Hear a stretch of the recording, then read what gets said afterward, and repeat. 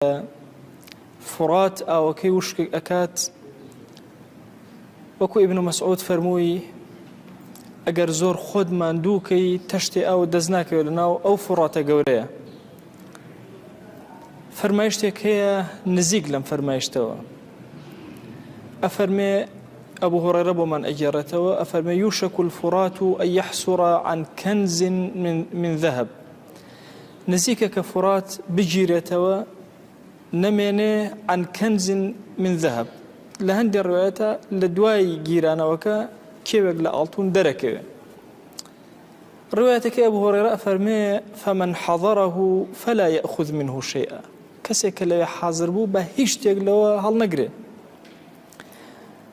إمام مسلم وما نجرته لسهيلة أفرمي لا تقوم الساعة حتى يحصر الفرات، رجي قيامتنا يهتاوكو آي فرات أجيرته عن جبل من ذهب يقتتل الناس عليه، لا كيوش آلتون كدر أكيتيايا خلقي جنگ لسري أكان، فيقتل من كل 199 لهمو صدكسين نوتو نوي أكجري، وكل رجل هر يشكل آماديه لو مشهدا يقول لعلي أنا الذي أنجو، هر يشكل الله تشاورئكم تمناءكم بشكم أو كسيك النجاة منهم، يعني أو كسانيك أخوان أرون أزان ونويان أكوجين للصت.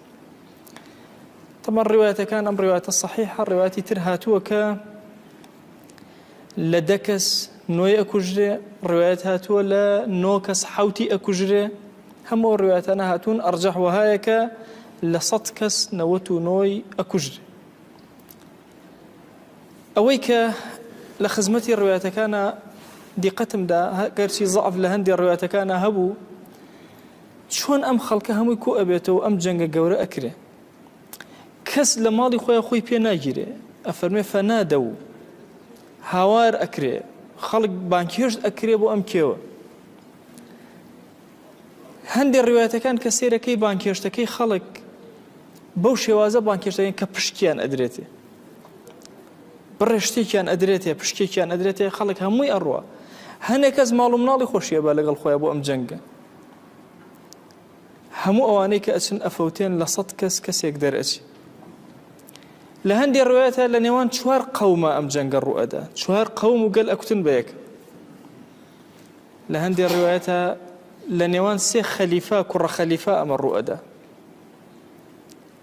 إثر آية خليفة بو معنى ديني خومانا كخليفة مسلمانان يانا بمعنى قشتيكية وتسوء كري سي ملك لملكة كان. همو أم فرمودانا كو أكيتوا هستا كيف فتنك ديت أم فرمودانا هن تواجد يان هي خلقي مسلمان أزانيه كشي خلقي مسلمان خوي بي ناجيري بوي للرواياتك خوشويز أفرمي لئن تركنا الناس يأخذون منه ليذهبن به كله، أجر واز لخلقي بينين هر هموي أبن هموي هجنا منته. قال فيقتتلون عليه إن جادوات الجنگ أكن لسري لبين يكترى أمتي إسلامي رزقاري أبي بلا أمت ناتوان لما درس أكيوتنا وأما أمش بلا مار أدا. أم فرمودية هندق لزانان لقل فرمودية اشترى تيكاليان كردوا. طبعا يما كمال فرمودية زور من هيك باسي فقيري وهجاري ودولماني أكا لآخري زمانا هردو مسائل كان باس كراوا، باسي زوربوني سروتو سامان وباسي كمبوني سروتو سامان. أما هندق لو الرواياتاني ترباسكم دواي ليش أنا أدبوا الرواياتك